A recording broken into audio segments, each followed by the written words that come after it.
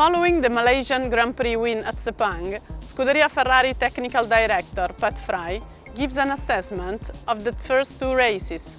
With this analysis of what has been a complicated but exciting start of the season, we relive the Australian and Malaysian Grand Prix and find out how Maranello is preparing for another back-to-back trip, which will see the team racing in China and Bahrain.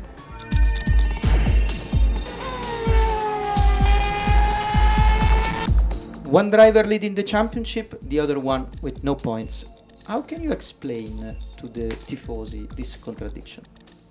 I think it's all various bits of circumstance, and Fernando's obviously had two very good races. Certainly the weather conditions at the last race were in our favour. Our car performs well there. He made the most of the opportunities. We've got the pit stop calls right there. The pit crew did a fantastic job. Every time we stopped, we ended up either gaining places or opening the lead out even further. So, I think certainly the last race, everything went well for Fernando. In Melbourne, obviously we had the issue in qualifying, but a good start and good first corner made up for a lot of things there. So for Fernando, it's great to be leading the championship with him. I certainly didn't think that a few weeks ago, but there's still a lot of work to do. I mean, for Felipe, he's been struggling more with the car balance. I mean, the car at the moment is quite difficult to drive. Fernando has managed to get the most out of it. For Felipe, we've been struggling to find the right balance to keep him happy, really. I mean, we're working hard at that, and we've got a lot more work to do. So hopefully we're learning all the time, and I think Felipe's race, we were on the intermediates running before, after the first set of rain and after the safety car, so after the red flag. The car balance, we had a lot of understeer in it, and we didn't know if that was the front tyres worn out or the front tyres grained. We were watching the other cars stopping and starting to pit and go quicker. So we took a gamble, and that gamble didn't pay off really. So from that point of pitting and finding out the tyres were grained and not worn out, then that was like one of the calls we got wrong from the pit wall at the last race, and that set Felipe back really. So it's been a few unfortunate circumstances for him really. Did you expect this level of performance of the F2012 after the two races? I certainly wasn't expecting to have one driver leading the championship at the moment. From the early testing, we obviously realised we've got quite a few issues that we need to sort out, and everyone at the factory are working hard at that. We've still got a long way to go. I think our dry qualifying performance, if you like, we're still sort of 8/10ths off the best. And we obviously want to be the best ourselves, so we've got a lot of work to do there. The damp, low grip conditions, I think, does suit our car and flatters some of the issues that we have with it at the moment. You could see that in Melbourne on Friday when we were running in those sort of conditions, and then you could see it in the race last Sunday. I know it's a journalistic approach to the problems, but if you had to rate the overall performance of the Scuderia, drivers, cars, teams, from 0 to 10, what would be your mark? I think I would mark it differently depending on various sections of the company, really. Starting from the team at the track, the mechanics, I think, in Melbourne we had the quickest pit stops. At the last race, the calls that the team made and the actual speed of the pit crews we're always gaining positions or gaining time on others. So I think that's worked very well. Obviously, if you come to ranking the base car performance, we've got a lot of issues. So that I would obviously rank a lot lower, and we've got a lot of work to do.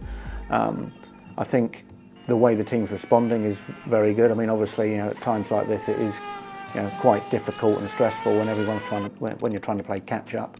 And I think the way the team is dealing with that has been excellent. The manufacturing side of things, of what they've been working recently, and some of the more aggressive requests that we've made. You know, they've done an outstanding job in trying to support us. So, all in all, I think it's been a great team effort from the design, manufacturing.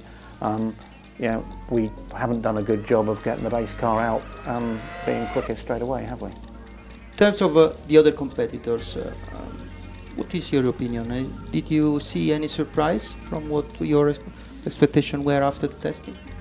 I suppose I was slightly surprised by Red Bull's lack of pace. You know, McLaren I think were looking relatively quick, but I would have had them the other way round if you asked me to guess 1 month ago.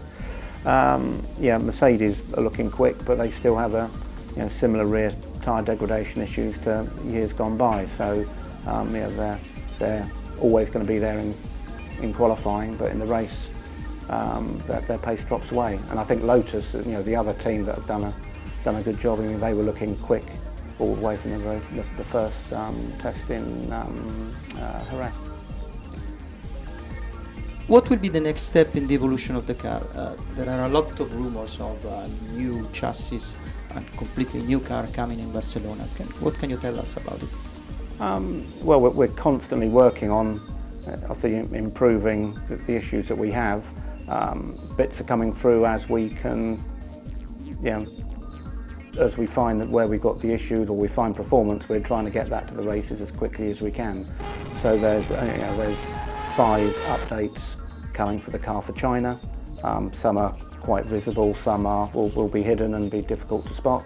And then there's a bigger upgrade package coming through for Spain. I mean, obviously it would be nice to get some of that earlier, but we've already pulled some parts out of what we were developing for Spain. We think we can make earlier, and we should have that in China.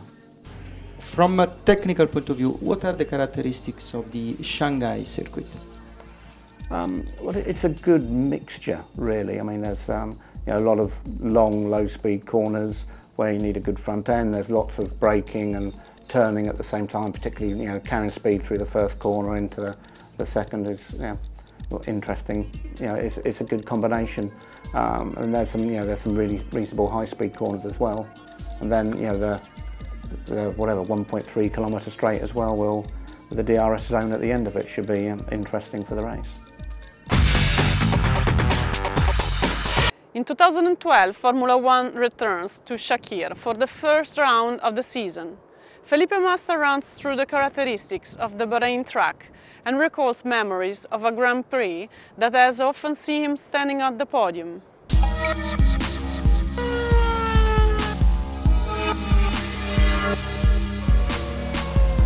You spent a few days in Maranello after the race in Malaysia. What was your feeling?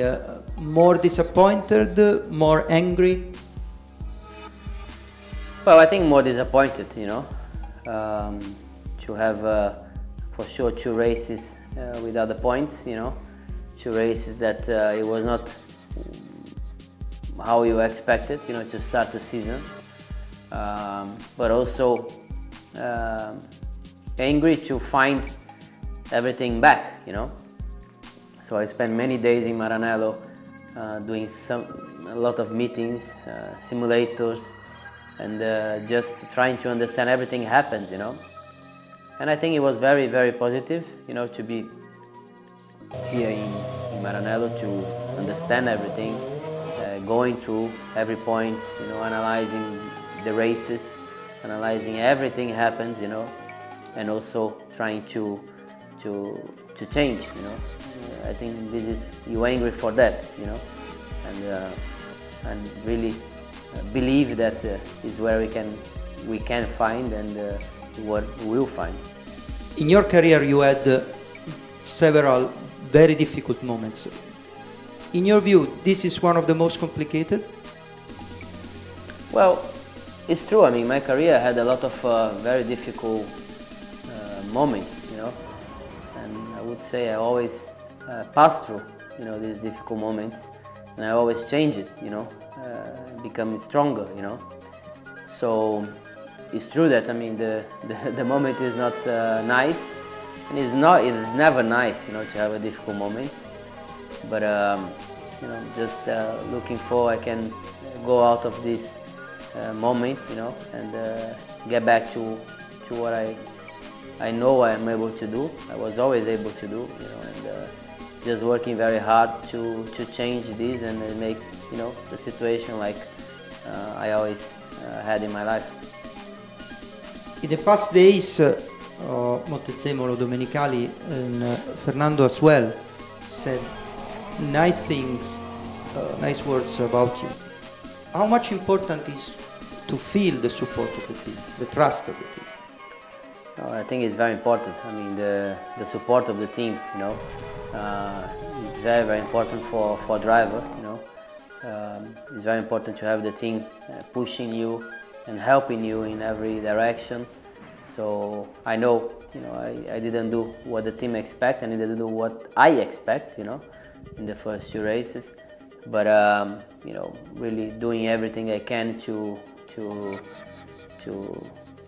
make myself proud again, you know, with a good result, with the good races, and arriving in the result we supposed to be, even, you know, if it's never, you know, in this moment it's never easy to win the race, you know, but we need to find the result we're supposed to be, we're supposed to have, and you know, doing everything to show back the team what I was always able to show, you know, and you know, change completely the situation we are in the moment.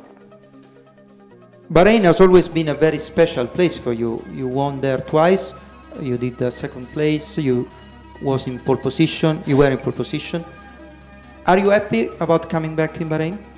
Yes, I'm happy. I think it's a very nice track. I always enjoy to race in Bahrain. I always have had great results in this track, so I think it's very positive to be back there, you know, to race in Bahrain. And you know, I always enjoyed Bahrain as well, you know, the place, and so hope we can have a good race there and a similar result we always had in this track. Can you describe us the main characteristics of the track and what a car needs to be a winning car there? Well, Bahrain is a track that you have some straights, long, a lot of strong brakings, you know, straight line brakings, slow corners, traction is very important. So, but also looking how long is the straights is important to have a good speed as well, you know, a good top speed. So I think if you can put all these 3 things together, you can have a competitive car in Bahrain. So we're working for that. Bahrain is one of the tracks which look to be very special for you, like Turkey, like Interlagos. What is your opinion? Why there are tracks which are special in terms of the result, in terms of feeling driving there? Oh, I think every driver, you know, prefers some kind of tracks compared to the other kind of tracks, and I think Bahrain, Turkey, and Interlagos is 3 different types of tracks, you know. So Bahrain you have these long straights, you know, strong braking, straight line brakings, you know, slow corners, traction, you know, even some high speed, but you know, less than these difficult corners. Turkey you have a lot of high speed corners, a lot of change of directions, and Interlagos is also a completely different layout, you know. So I think this is, you know, just maybe related to the driver, that you enjoy the track, you enjoy the corners, you know, it's more your type, you know. But it's difficult to explain, you know. So even the supporters, you know, tifosi. In Bahrain you don't have so many people, you know. In Turkey as well was always empty. But Interlagos is always full of people, you know, supporting you. I think this is also something that helps you as well, you know. As a driver, when you know that you are going to race in a place which you've been competitive in the past, does it make you a bit happier? Yeah, I think so. I think, you know, the psychology, you know, point is always important, you know, to you know, positive histories always help, you know. So I think it's important to race in a place that you always had a good result. I think helps you more. With Luca Lenzi, Scuderia Ferrari electronic engineer, we find out more about KERS, the system which partially recovers the energy generated during braking in mechanical or electrical form, which can they be reused to drive the vehicle or power its electronic systems.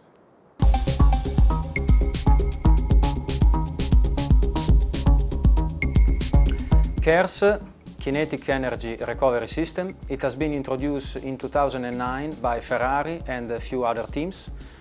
Was agreed not to use in 2010, and then it has been reintroduced in 2011. The system is used to recover the kinetic energy of the car in braking phase and to release in boost. All the components are developed by Ferrari. The most important thing for the KERS are the weight, the volume and the efficiency, because the power and the energy are fixed by FIA rules. The KERS is fitted in the car directly behind the driver, that is here, below the fuel tank, that is in this area, and directly linked to the engine in this area. This is the KERS unit of 2009. The main components are the electrical engine, the power and control ECU, and the batteries. The safety, it has been considered one of the main items of the Ferrari project. This is because internally we have lithium-ion batteries and high voltage. For this reason, all the main components are included inside a carbon box. From 2011, Ferrari supplies the same KERS also to the customer teams Sauber and Toro Rosso.